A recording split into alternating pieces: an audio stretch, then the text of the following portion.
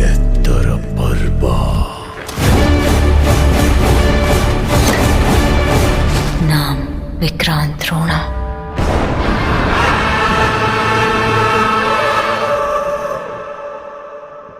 Movie की starting होती है एक डार्क नाइट से, जहाँ पर एक कार कहीं जा रही होती है। इस कार को ड्राइव कर रही थी एक लेडी और उस कार में उसकी बेटी भी थी। लेकिन अचानक बीच जंगलों में जाकर उनकी कार बंद हो जाती है और जैसे वो बाहर जाती है चेक करने के लिए, उसे कुछ अजीब सा लगता है। इसीलिए वो तुरंत ही अपने कार में वापस चली जाती है। लेकिन जब वो अपने कार में वापस आती है तो वहाँ पर उसकी बेटी उसे नहीं मिलती, क्योंकि उसे कोई आदमी उठाकर ले जा चुका था। वो कौन है ये तो नहीं पता। फिलहाल ये सीन यहीं पर ही कट हो जाता है। इसके बाद मूवी की बाकी की कहानी एक विलेज में शिफ्ट होती है, जहाँ पे गंभीर नाम के एक आदमी को दिखाया जाता है, जो कि यही का निवासी है। थोड़ी देर बाद उसके पास एक विश्वनाथ नाम का एक आदमी आता है अपनी पूरी फैमिली के साथ। दरअसल विश्वनाथ मुंबई में रहता है। उनके फैमिली में उनकी बीबी और उनके 2 जुड़वा बच्चे हैं, जिनमें कि लड़के का नाम मुन्ना और लड़की का नाम पन्ना है। पन्ना की शादी तय हो चुकी है और विश्वनाथ चाहता है कि उसकी लड़की की शादी इसी कमरेट्टू विलेज से हो। विश्वनाथ के पूर्वज पन्ना की शादी देखना चाहते थे, लेकिन अभी वो नहीं रहे। इसीलिए उन्होंने ये फैसला लिया कि वो पन्ना की शादी कमरेट्टू गांव से करेंगे। अब क्योंकि विश्वनाथ काफी सालों बाद यहाँ पर आया था, तो गंभीर उनसे नाराज होते हैं। यहीं पर हम गंभीर की पत्नी को देखते हैं, जो कि 28 सालों से अपने बेटे संजू का इंतजार कर रही होती है। दरअसल बचपन में ही संजू घर से भाग गया था, क्योंकि उसके ऊपर ये इल्जाम था कि उसने मंदिर से सोना चुराया है। लेकिन अभी खबर है कि संजू लंदन में है और उसकी एक चिट्ठी भी आई है कि वो वापस आ रहा है। नेक्स्ट सीन में हम संजू को विलेज में आते हुए देखते हैं। संजू जब भी गंभीर के घर के पास आता है तो उसे पता चलता है कि विश्वनाथ जिस घर में रहने के लिए आया है, आज उस घर की गृह प्रवेश है। इसीलिए सारे घर के लोग वहीं पर ही गए हैं। लेकिन जब भी वो इधर उधर घूम रहा होता है, तभी उसकी नजर पड़ती है पन्ना पर। पन्ना और संजू मिलते हैं और थोड़ी ही देर में उनकी नजर जाती है एक कुएं पर, जहाँ पर एक लाश टंगी हुई थी और वो लाश किसी इंस्पेक्टर की थी। अगली सुबह सबको ये बात जब पता चलती है और गंभीर जी को जब ये बात पता चलती है कि उस जगह पर संजू भी मौजूद था, तब वो सबके सामने ये संजू को कहते हैं कि तुम मेरे घर में कदम नहीं रखोगे। इसके बाद नेक्स्ट सीन में एंट्री होती है विक्रांत रोना की। उस इंस्पेक्टर की तो मौत हो चुकी थी, अब उसकी जगह पर ही विक्रांत रोना आया है। वो जब कमरेट्टू गाँव में आ रहे होते हैं तो उनके साथ उनकी बेटी भी मौजूद थी। वो जब जंगलों के रास्ते से आ रहे होते हैं तब उनकी कार भी बंद पड़ जाती है। तब आगे का सफर उन्हें पैदल चलकर ही पूरा करना पड़ता है और अगले दिन से ही विक्रांत उस इंस्पेक्टर की जगह ले लेता है। के बाद वो गांव में घूमा करता है और उस गांव के बारे में पता करने की कोशिश करता है, जहां पर उन्हें ये भी पता चलता है कि इस गांव में बच्चों को रहस्यमय तरीके से मार दिया जाता है और उन्हें पेड़ों पर टांग दिया जाता है। और गाँव वालों के हिसाब से ये सारे काम ब्रह्म राक्षस कर रहा है। हाल ही में जो इंस्पेक्टर मारा गया था, उसे भी ब्रह्म राक्षस ने ही मारा था। अब इसी बात को पता करने के लिए विक्रांत रोना उसी कुएं के पास जाते हैं और इन्वेस्टिगेशन करना स्टार्ट कर देते हैं। इसके बाद विक्रांत वही जगह पर पहुंचते हैं जहां पर उसकी कार पंक्चर हुई थी। दरअसल उसकी कार पंक्चर नहीं हुई थी, उसकी कार को पंक्चर किया गया था और किसी ने शूट करके उसके टायर को पंक्चर किया था। यही सारी बातें पता करने के लिए वो जंगल में जाता है। से वो जंगल में जाता है तो उसके बाजू से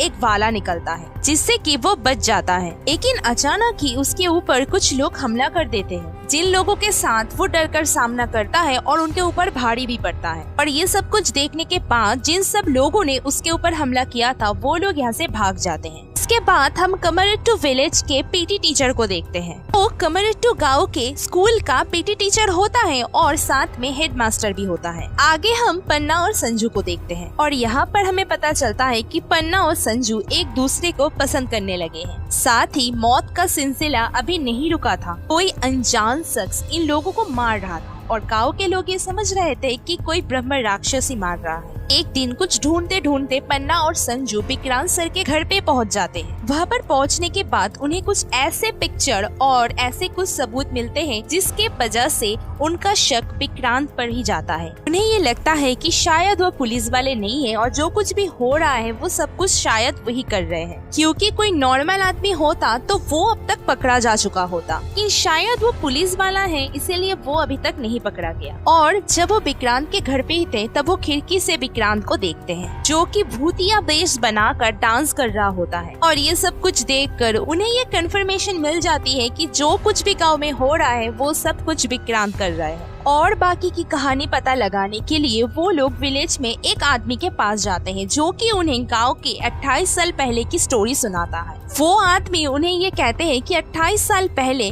गांव में एक नीची जाति का परिवार था जिसका मुखिया था टोनी, जिनके 2 बेटे थे। बड़े बेटे का नाम माधव और छोटे बेटे का नाम राघव था। उन दोनों को स्कूल भेजा गया, लेकिन बड़े जाति के लोग उन दोनों को परेशान किया करते थे। और एक दिन जाने अनजाने में संजू ने भूतनाथ मंदिर से कुछ गहने चुरा लिए। गांव वालों को नहीं पता था कि सच्चाई क्या थी और बड़े जाति के लोगों ने छोटे जाति मतलब कि निकटोनी पर ही सारा इंजाम लगा दिया। के बाद उन लोगों ने उनके घर जाकर उनके पूरे घर को जला दिया और उनको बहुत मारा। ये सब कुछ देखकर माधव और राघव अपनी छोटी बहन को लेकर वहाँ से भाग गए, लेकिन उनके पीछे उस स्कूल के शैतान बच्चे पड़ जाते हैं और उनको बहुत मारते हैं। लेकिन यहाँ पर राघव अपनी छोटी बहन को लेकर किसी तरह से यहाँ से भाग गया था। माधव को उन लोगों ने पकड़ लिया था और उसे बुरी तरह से मार दिया था। और यहाँ पर राघव की छोटी बहन भी मर चुकी थी। इसके बाद कहानी प्रेजेंट में आती है और हम विक्रांत सर को देखते हैं जो कि हंटर से संजू के ऊपर वार कर रहे थे। इसके बाद जब पन्ना ने ये पूछा कि आप संजू को क्यों मार रहे हैं, तो यहाँ पर विक्रांत उन्हें ये कहते हैं कि यह संजू नहीं है बल्कि कोई और है। इसके बाद संजू ये कहता है कि वो संजू नहीं है, वो संजू का रूममेट है और वो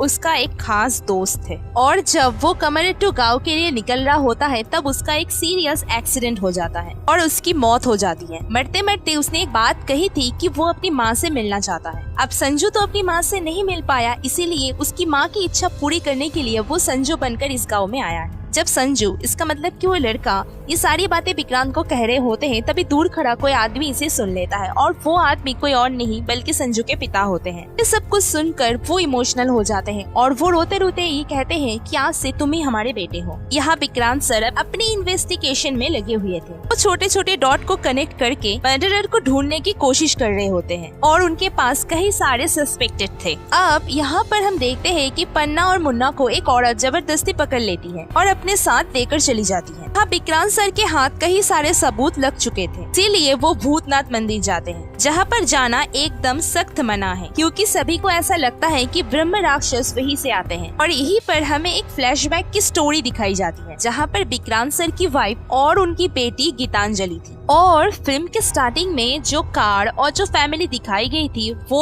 और कोई नहीं बल्कि विक्रांत सर की ही फैमिली थी। और यहाँ पर एक आदमी गीतांजलि को अपने साथ लेकर चला गया था और गीतांजलि को बेरहमी से मार दिया गया था और इस सदमे से उनकी वाइफ कोमा में चली गई थी। और फिल्म के स्टार्टिंग में जो बेटी अभी तक विक्रांत सर के साथ में रही है वो विक्रांत सर का बस एक बहम है। विक्रांत सर जब भूतनाथ मंदिर पहुंचते हैं तो कुछ ऐसी सच्चाई उनके सामने आती है जिसको जानकर उनके पैरों तले जमीन खिसक जाती है। फिल्म के स्टार्टिंग में जो 2 बच्चे माधव और राघव को दिखाया गया था, माधव वो और कोई नहीं बल्कि वो पीटी टीचर है और राघव भी और कोई नहीं जो संजू का दोस्त बनकर इस गाँव में घूम रहा है। जिन लोगों ने इनके फैमिली के साथ गलत किया था, ये इन दोनों ने मिलकर उनके फैमिली के बच्चों को मारना स्टार्ट कर दिया। यहीं पर हमें एक और बात भी पता चलती है कि विक्रांत रोना इन्हीं के क्लास का एक क्लासमेट था और यहीं पर माधव और राघव की माँ ने पन्ना और मुन्ना को लेकर आ चुकी थी। वो लोग मुन्ना को जबरदस्ती मारने की कोशिश कर रहे थे और साथ ही उन दोनों भाइयों ने विक्रांत सर के ऊपर राक्षसों की तरह हमला कर दिया था, लेकिन विक्रांत सर लास्ट में उन दोनों को ही मार डालते हैं और ये मूवी यहीं पर ही एंड हो जाती है। तो आज के वीडियो में बस इतना ही, मिलते हैं नेक्स्ट वीडियो में, तब तक के लिए बाय,